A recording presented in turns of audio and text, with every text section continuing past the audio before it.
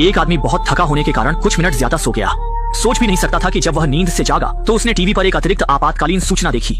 इससे पहले कि वह समझ पाता कि क्या हो रहा है, बाहर से भयानक चीखों की आवाजें आने लगी। जब वह बालकनी में जाकर देखने लगा तो उसके सामने का दृश्य देखकर वह दंग रह गया।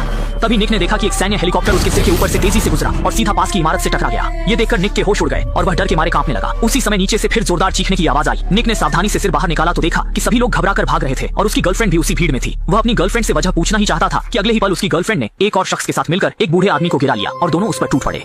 यह दृश्य देखकर निक डर और हैरान हो गया। उसे समझ नहीं आ रहा था कि आखिर हो क्या रहा है। इसी बीच बेकाबू होते हुए जहाजों की संख्या भी बढ़ती जा रही थी। डर के मारे उसने जैसे तैसे खुद को कमरे में छिपाया ही था कि तभी उसका पड़ोसी घबराया हुआ अंदर घुस आया और बोला कि उसकी पत्नी अचानक पागल हो गई है और उस पर हमला कर दिया है। वह निक से शरण मांग रहा था, लेकिन निक कुछ समझ पाता इससे पहले ही पड़ोसी अपना सिर पकड़कर बाथरूम में अपनी चोट देखने चला गया। कुछ गड़बड़ महसूस करते हुए निक ने तुरंत पास से एक छोटी चाकू अपनी सुरक्षा के लिए उठा ली। इसी समय टीवी पर एक और आपातकालीन समाचार आया जिसमें बताया गया कि शहर में ज़ॉम्बी वायरस फैल गया है, जिससे संक्रमित लोग खून के प्यासे हिंसक ज़ॉम्बी में बदल रहे हैं।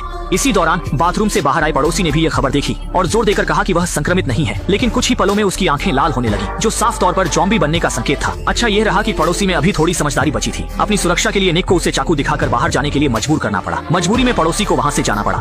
निक ने यह देखते ही तुरंत दरवाजा लॉक कर लिया और थोड़ी ही देर बाद गलियारे से दर्दनाक चीखें सुनाई देने लगी। उसने हिम्मत करके दरवाजे की आंख से झांका तो देखा कि पड़ोसी अब ज़ॉम्बी का शिकार बन चुका था। यह दृश्य देखकर निक निराश होकर जमीन पर बैठ गया और न्यूज में आ रही दमघोंटू रिपोर्ट को सुनते हुए उसका दिल जैसे बुझ सा गया। साफ था कि बाहर की दुनिया पूरी तरह तबाह हो चुकी है और इसका मतलब था कि वह अब घर में ही फंस गया है। डर के मारे वह खुद को सुन्न करने के लिए शराब का सहारा लेने लगा। थोड़ी देर बाद जब उसे होश आया तो उसे अपने माता पिता की याद आई, लेकिन जब उसने फोन उठाया तो पता चला कि उसके माता पिता ने सुबह सुबह ही उसे संदेश भेजे थे, मगर वह सोता रह गया था इसलिए देख नहीं पाया। संदेशों से साफ पता चलता था कि उसके माता पिता की स्थिति भी चिंताजनक थी। घबराया हुआ वह तुरंत उन्हें फोन लगाने लगा, लेकिन कितनी भी कोशिश करे वह कॉल नहीं लग पाई। ये समझकर कि अब उसे सिर्फ खुद पर ही निर्भर रहना है और ताकि ज़ॉम्बियों का झुंड घर के अंदर न घुस सके, उसने सबसे पहले फ्रिज को दरवाजे के सामने लगाकर रास्ता रोक दिया। इसके बाद उसने अपना बिस्तर भी हॉल में खींच लिया, जिससे वह गलियारे की स्थिति हर वक्त देख सके।